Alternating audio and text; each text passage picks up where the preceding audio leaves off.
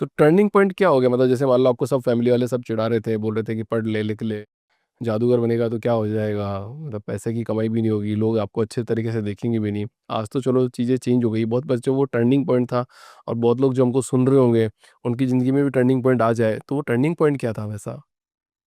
Turning point था वो medal of Merlin करके एक कंपटीशन है इंटरनेशनल म्यूजिशियन सोसाइटी का, जो यूएसए में है। तो वो लोग, वो मेडल ऑफ मर्लिन उनके कंपटीशन का नाम है, जो वो हर अलग अलग देश में मैजिक कन्वेंशंस में वो लोग ऑर्गेनाइज करते हैं वहाँ के म्यूजिशियंस के लिए। तो ये हो रहा था थाईलैंड में, और मैं था 19 साल का उस टाइम पे, 19-20 साल के आसपास।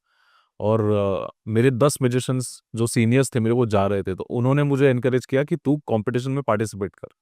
तो वहाँ पे 15 म्यूजिशियंस दुनिया भर के इंडिया से मैं, और वहाँ जाके I won the medal of Merlin. वो मेरा पहला अवार्ड था, इंटरनेशनल अवार्ड था। तो मेरे मॉम डैड को उस टाइम पे थोड़ा ऐसा लगा कि कुछ दाल रोटी तो कमा ही लेगा, पनीर तक नहीं पहुंचेगा तो कोई बात नहीं। तो ऐसा था। तो वहाँ से चीज़ें चेंज हुई। मेरे सीनियर्स ने भी रिकमेंड करना शुरू किया इवेंट कंपनीज को कि यार ये अच्छा करता है लड़का, यार इसको मतलब दो शोज, क्या कर रहे हो तुम लोग। तो वहाँ से फिर धीरे धीरे काम आना शुरू हुआ, पैसे आना शुरू हुए वहाँ से। बट स्टिल इंडिया में बहुत कम लोग हैं अभी मेंटलिस्ट। हाँ बहुत कम है यार, मतलब कंपेरेटिवली बहुत कम है। और बढ़ते जा रहे, that is a good thing कि बढ़ते भी जा रहे, पर फिलहाल इस पॉइंट पे कम। इंडस्ट्री की डिमांड है, मतलब इसमें अगर देखा जाए तो। यस, इनफैक्ट डिमांड अभी बढ़ रही है, क्योंकि हमारे कितने सारे कॉर्पोरेट इवेंट्स और प्राइवेट इवेंट्स में ऐसी बातें होती है एक पॉइंट के बाद कि हम यार सिंगर हर हर शो में बुलाते हैं यार, डीजे हर शो में होता है यार, डांसर हर शो में होता है, वी वांटेड समथिंग डिफरेंट। तो we are that different, so now people want different. And हम लोग सही टाइम पे आए ले कि मजा करेंगे अभी, छाप के निकल लेंगे, मजा आएगा एकदम। जब इंडस्ट्री बढ़ रही होती है, जब पैसा वैसा अच्छा कमा लिया जाता है, तो आप कमा रहे हो बढ़िया पैसा। अरे मजे आ रहे हैं यार बहुत ज्यादा, आपको तो आइडिया ही नहीं है। अगर मैं पैसा नहीं कमा रहा था यहाँ थोड़ी बैठा होता अभी, आप समझ रहे हो।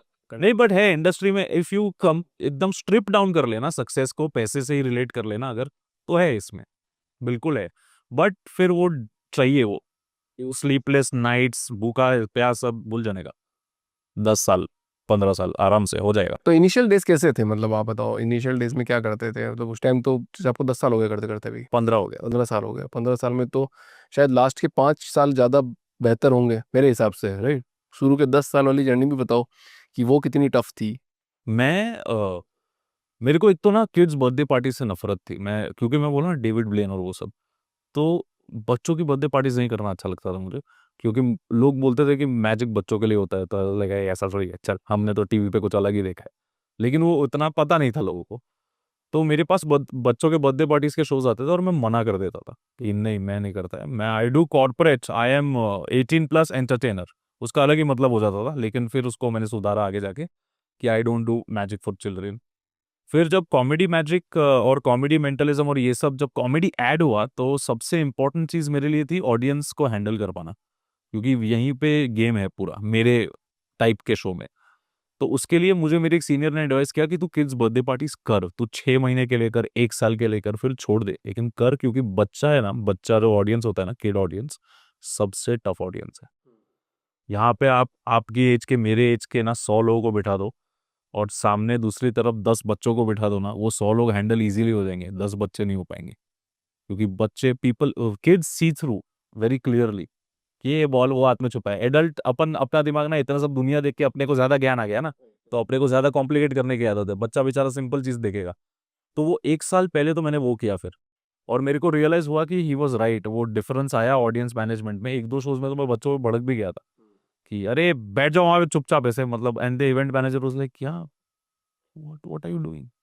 तो 2-3 शोज के बाद मैं थोड़ा सेटल हुआ, और उसके बाद I did that for 1 year. फिर थोड़ा सा एक्सपीरियंस आ गया, देन कॉमेडी क्लब्स, ये सिलसिला चला। उसके साथ साथ मेरे जो मैनेजर है आज, वो भी मुझे मिले उस टाइम पे ही, 2015 के आसपास।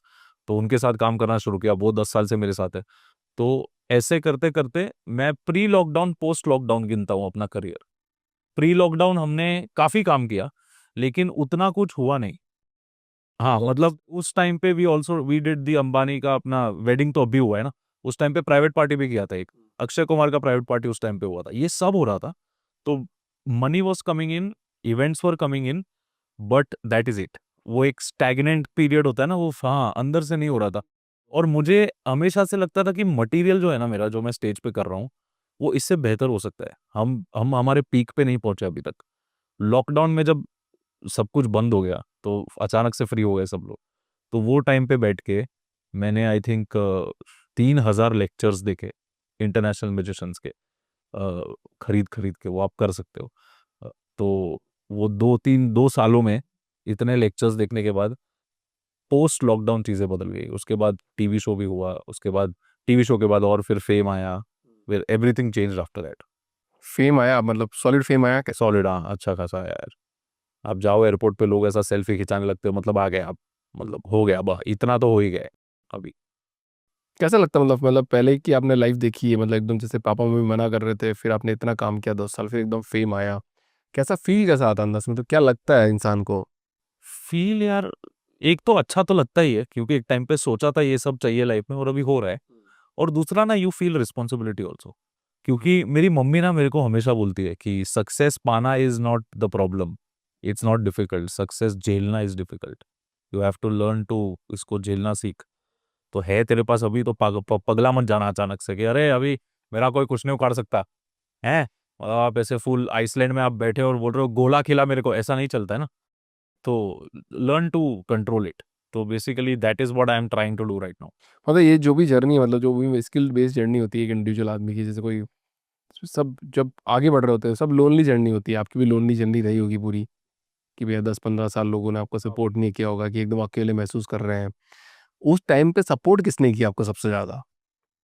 उस टाइम पे सपोर्ट सबसे पहले तो पेरेंट्स से शुरू हुआ सपोर्ट। और मेरे ख्याल से बस पेरेंट्स ही थे यार उस टाइम पे, तो और कोई नहीं था। 4 इयर्स हमारा भी बीच में तंगी रही थोड़ी, मम्मी डैडी और मेरे बीच में। 16 से 20 साल वाले में हाँ, वो is dark time of my family that we want to forget. कैसे संभाला? मतलब अगर ऑडियंस देख रही है अपने को, आज बहुत सारी ऑडियंस देखेगी, तो अगर मान लो उनके साथ भी ऐसा हो रहा होगा, तो वो सिचुएशन को कैसे हैंडल करें मतलब वो सिचुएशन को हम हैंडल नहीं कर पाए। I don't want to lie about this, हम नहीं कर पाए ठीक से, इसलिए तो 4 साल तक चला ना, नहीं तो हो जाता यार खत्म 1-2 हफ्ते में। वो 4 साल तक चला क्योंकि there was always this one difference of opinion. उनको फ्यूचर का एक तो ना यार, मैं बताना चाहता हूँ यार, ये मैं हमेशा बोलता हूँ, हर एक इंटरव्यू में मैंने बोला है, parents are very fearful creatures. ये उनकी गलती नहीं है।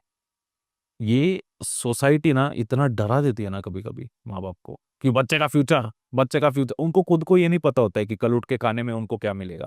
लेकिन इसका 10 साल के बाद का पता रहता है उनको, पता नहीं कैसे। तो वो पंगे हो जाते हैं। फिर मॉम डैड डर गए थे उस टाइम पे, और किसी के भी डर जाते हैं नेचुरली। एक ऑड सा प्रोफेशन मेंटलिस्ट बनना है, ऐसा कौन बोलता है यार। तो आई थिंक वो नहीं संभल पाए हम लोग वो 4 साल। I needed to prove something to them कि इसमें कुछ कर लूंगा मैं। तो वो मेडल ऑफ मर्लिन के टाइम पे हो गया। दे वर लाइक हाँ, he'll do it। करण भाई, मैंने तो जादूगर सुहानी को देखा है, मैजिक शो देखे हैं, जादूगर सम्राट को देखा है, जादूगर बादशाह को देखा है, तो वो होता है एक मैजिक। आप बोल रहे हो मेंटलिज्म, वो भी एक मैजिक है, तो दोनों में सबसे बड़ा डिफरेंस क्या है? एक तो ये आपने बड़ा सही कहा कि मेंटलिज्म भी मैजिक है। मैजिक एक अम्ब्रेला है, आर्ट फॉर्म मेन, उसकी सब कैटेगरीज है। जैसा डांस बोल दिया आपने, उसके नीचे कैसा भरतनाट्यम है, हिप हॉप है, वैसे मैजिक है, उसके नीचे मेंटलिज्म है, स्टेज मैजिक, क्लोजअप मैजिक, ऐसा सब अलग अलग है। तो mentalism is a part of magic, it is a kind of magic. Mentalist are kind of magicians only. हम मैजिशियंस के ही एक टाइप है।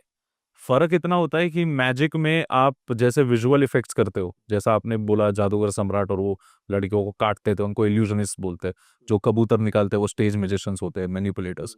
What we do is we don't manipulate things and props, we manipulate minds. So we are mentalist.